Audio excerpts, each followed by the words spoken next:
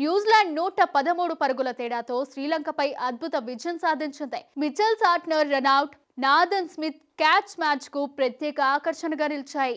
Santner non striker ఎండ్లో Charith అసలంకను run out చేయగా, Smith deep fine leg వద్ద గాల్లోకి ఎగిరి పట్టిన డైవింగ్ క్యాచ్ అందరినీ ఆకట్టుకుంది. రచిన్ రవీంద్ర 79 పరుగులతో జట్టు విజయంలో కీలక పాత్ర పోషించాడు. కివీస్ సిరీస్ ను 2-0తో సొంతం చేసుకుని తన ఆధిక్యాన్ని ప్రదర్శించారు. న్యూజిలాండ్ హ్యామిల్టన్ లో జరిగిన రెండో వన్డేలో శ్రీలంక 113 పరుగుల తేడాతో అద్భుత విజయం సాధించింది. అయితే ఈ మ్యాచ్ ను మిచెల్ శాంట్నర్, నాథన్ స్మిత్ తమ ఫీల్డింగ్ నైపుణ్యాలతో మరింత ఉత్కంఠభరితంగా మార్చారు.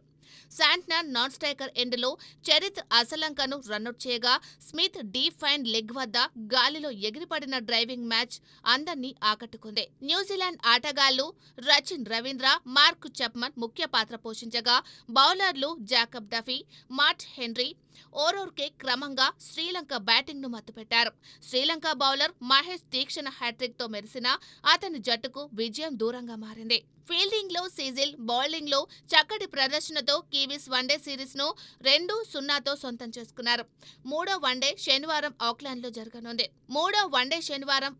జరగనుంది. కానీ ఈ సిరీస్ విజేత ఎవరనేది ఇప్పటికే స్పష్టమైంది.